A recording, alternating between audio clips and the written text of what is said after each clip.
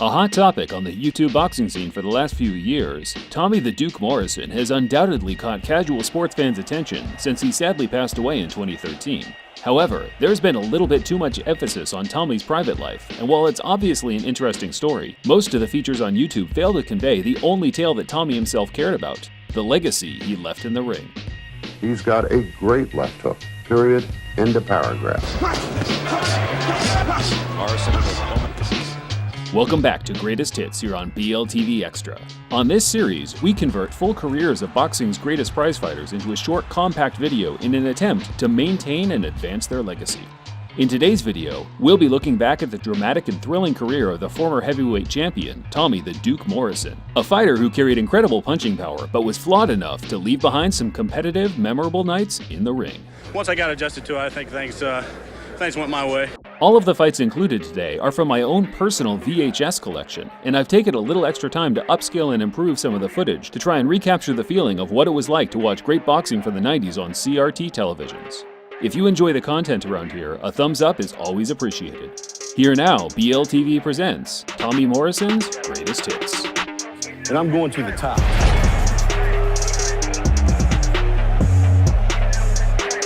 After building up a record of 14-0 with 12 knockouts, ESPN started featuring Tommy Morrison as the main event of Tuesday night fights. Morrison working over his man on the ropes here and getting the best of it. Jesse Shelby in trouble. Yes, early. Tommy's journeyman opponent, Jesse Shelby, had been known for the odd upset during his career, yet after just a few minutes of absorbing the Duke's punishment, he softened up and lowered his guard. As an amateur, he lost in the Olympic trials. A big right hand followed up on the left by Morrison, and Shelby don't think he's going to let it go on. No. Shelby was going to have to talk Cappuccino into letting this go.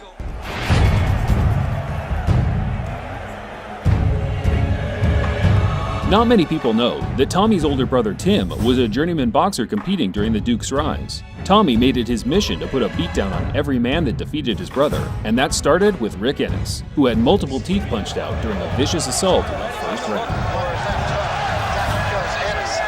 Hey, how we doing, all right? Well, I didn't even have a chance to say it when we spoke with Rick Ennis this morning. He said, I got to stay away from that left hook. No, but he was really blocking the left hook. There's an uppercut, and that's probably going to be it. That's all. It's over. That's it. Well stopped by Mills Lane. Forget everything else. One thing about this bout, the left hook of Tommy Morrison is getting shorter and more compact every time he boxes, and that's, to me, is more important than anything else. There's a lot of things we need to improve on, but this is step one.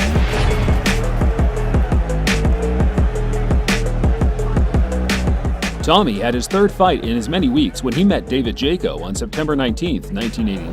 Took this fight on ridiculously short notice. I mean, really short notice. Yeah, I mean, he was sitting around the pool this morning, I think. Yeah. Jaco, an experienced journeyman that held a win over Donovan Razor Ruddock, failed to test young Tommy whatsoever, lasting a mere 27 seconds before the infamous left hook came crashing home. There's the left hand. Jaco's down and probably out. What a huge shot. Tommy, wanting to be his own man, played down any comparisons to the current champion, Iron Mike Tyson. Does the comparison bother you? You're managed by the same gentleman, of course. Being managed by a man like Bill Caton certainly opens a lot of doors for you. I think it's a little premature at this stage to compare me with anybody. I mean, I'm young. I still got to get bigger, faster, and stronger. And there's a lot of things we got to improve on. So we're just looking to improve with every outing.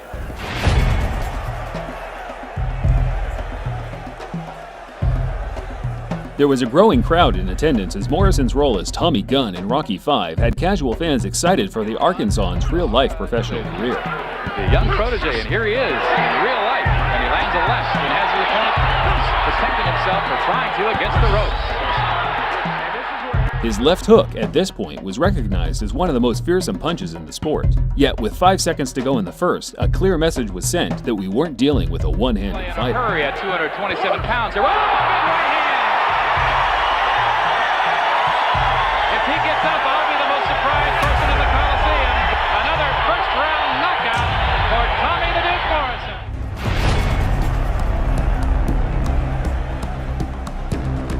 I'm strong. I'm in top shape. I'm weighing 210, and I feel better. I feel real good.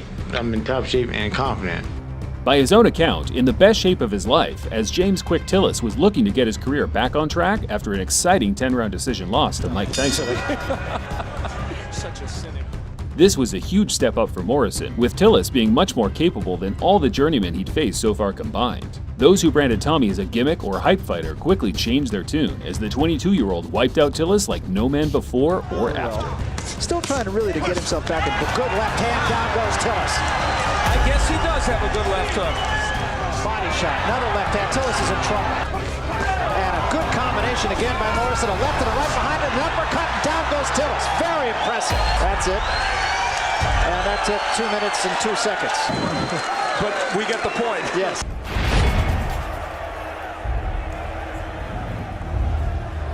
Tommy was stepping up the competition once more on February 19, 1991, as he challenged the former WBC heavyweight champion, Pinkland Thomas. Fifth defeat in his last 6, and very noticeable, Sean.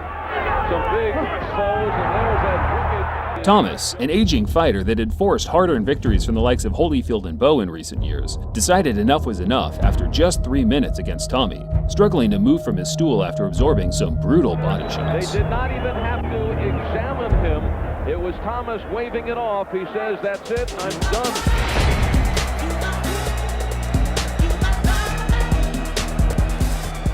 After suffering his first pro defeat at the hands of bitter rival Merciless Ray Mercer, Tommy was getting things back on track as he took on Bobby Quarry, a surname I'm sure a few older heads will recognize, as yes, he was indeed the youngest of the Quarry brothers. Oh, there's that hand hook. That's really Morrison's bread and butter punch. He didn't lose it badly, if at all. May have been from a cutting remark from one of his corners, or from us. Quarry made a good account of himself, but Tommy's raw power was too much, as was expected. There was the uppercut. That's the punch that really did the problem for him at the end of the first round. Yo, in all fairness to Bobby Quarry, his only cut is from the chin. Yeah. Right hand, down he goes. Crashing right hand. I don't think he's getting up.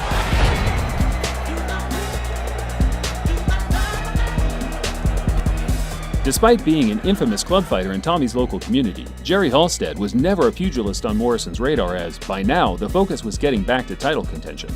But, once again, Big Brother Tim suffered an 8-round beating by Halstead, and Tommy, still angry about his own defeat, stepped in with vengeance to set the record straight. It's far-fetched, but that's part of the roar and allure of would-be Halstead. And he's getting warned for it. Halstead, a crafty veteran with 80 wins to his name, used some old tricks to try and unsettle Tommy during the opening round, going as far as standing up in his corner between the first and second to show some dominance. Being no novice himself, Tommy stuck to his boxing, displaying some crisp, short and sharp punches before it came to a halt in the fifth. On top of that. 3-2 round. Morrison in this moment. Just talking to him about good right hand from Tommy Morrison. Ooh. Morrison again landing on Halstead. Before he gets a chance to grab on. Good combination. And Halstead is down. That's it. That's it. And a good call from Toby Gibson. Good call. Halstead said, "Where am I if I'm not mistaken?" And at this point, I feel that I'm gaining the maturity and the experience I need in the later rounds. Hopefully, we continue to do that, and everything will work out.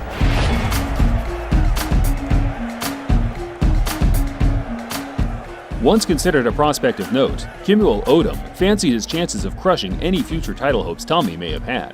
So I'm gonna go in there and knock him out. I'm gonna throw the uppercut, I'm gonna throw the right hand, I'm just gonna bombs away. It's kind of hard for a fighter to even come back from a beating like he took from Ray Mercer. So I'm just gonna make it a flashback for him. Tommy didn't take those words lightly, putting a bit of extra snap on each punch in the opening rounds.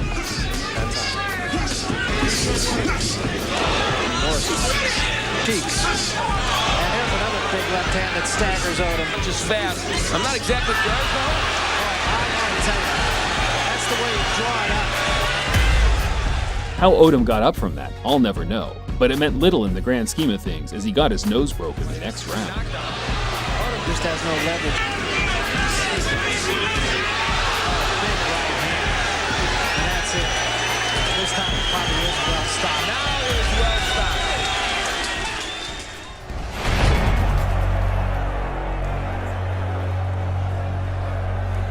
June 27, 1992.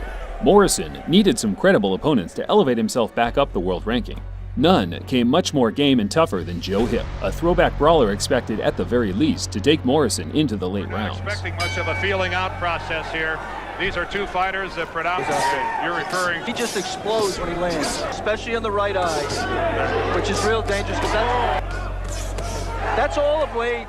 After getting thoroughly outboxed during the opening rounds, Hip broke Morrison's jaw after a sustained attack in the fourth, leveling out the contest and leading to some unforgettable action to follow. Really, as big as he is not a power puncher, Dan. He's really kind of an arm puncher. Oh, great uppercut by Morrison. And the first one we've seen. Oh, and a right to the chin puts Joe Hip down. From a man who's supposed and a good right hand by Hip, Alex. Hip bleeding from the mouth. Oh, and Tommy Morrison, a double right hand. And Joe Hip better protect himself. He is clearly, another left hand from Joe Hip. Oh, and another good combination. Hip started racking up the rounds and Tommy appeared to be running out of gas. Yet, you can never count out a man that carries the firepower. And that's how it gets cut. You can't fight with your mouth open. Oh, a good right hand by Morrison, and that hurts Joe Hip. Joe Hip is in trouble. Joe Hip is down. A right hand from Tommy Morrison staggers Joe Hip. And Tommy Morrison summons some power today, and it saves him in the ninth round. You know, I couldn't, right in the second round, I broke my jaw and I hurt my right hand in the fourth round. One of the reasons that I moved around and managed the jab. So we learned two things today, and that's face adversity and be able to overcome it. And also we got some rounds that we needed to learn to keep our mouths shut. So there's a lot of learning experience come out of this fight. Looking forward to some of the next fight. I think I learned a lot from this. Joe Hip is one of the hardest punches I've ever fought. Very tough guy, very courageous, and I take my hat off to him.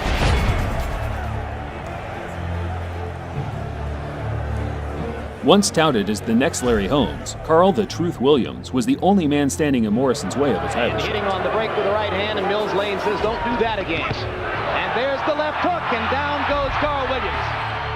In what looked to be another early night, Tommy caught Williams with a signature left that sent him crashing to the canvas after a mere 30 seconds had passed. Williams, no stranger to overcoming adversity and power in the ring, got up and grew into the fight as the rounds went on. Another left hook flush on the neck, a little bit behind the ear. Left hook again by Morrison. Stationary. I think he should be moving a little more. Good right hand by Williams, and down goes Morrison. It was Morrison's time to show his grit after being knocked down in the fifth, and to be honest, the short break gave him a second wind as he continued the fight, determined to get the stoppage. Blows from Carl Williams. Now Morrison lands a right. Trying to learn. There's that left hook from Morrison. That's right, there's a left hook. Carl Williams is taking that left hook better and better. And now Carl's a little wobbly, and there's another left hook, and Morrison's got a chance to finish him off. And Mills Lane has stopped the fight. Another dramatic power punching comeback for Tommy Morrison. This was Morrison's first fight on HBO, and what a way to present himself to a new audience. Next stop, the title shot. Now, you are contracted to fight George Foreman if he wins the next fight. Do you want that fight? Do you think you're ready for a championship fight? Not only yes, but hell yes.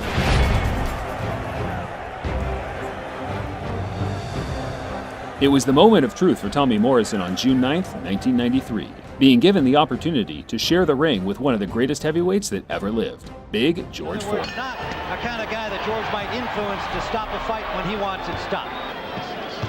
Going to do, and again, big right hand by Morrison. Foreman feinting, never delivered a punch.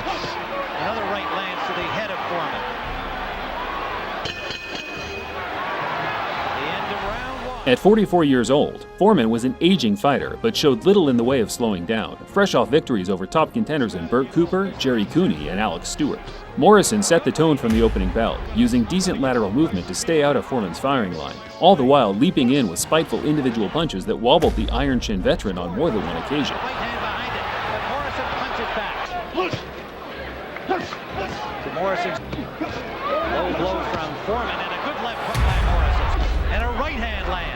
Morrison was no stranger to gassing out late on in fights, and Big George did his best to capitalize on it, but his effort was to no avail, as Tommy put every last breath into achieving his lifelong dream, putting on a boxing clinic along the way and earning a lopsided, unanimous decision. Hook by Tommy Morrison, combination. For the winner and new champion, Tommy the Duke. Foreman went on to beat the highly rated and undefeated in 35 Michael Moorer in his next bout, in turn making Tommy's victory that much more commendable.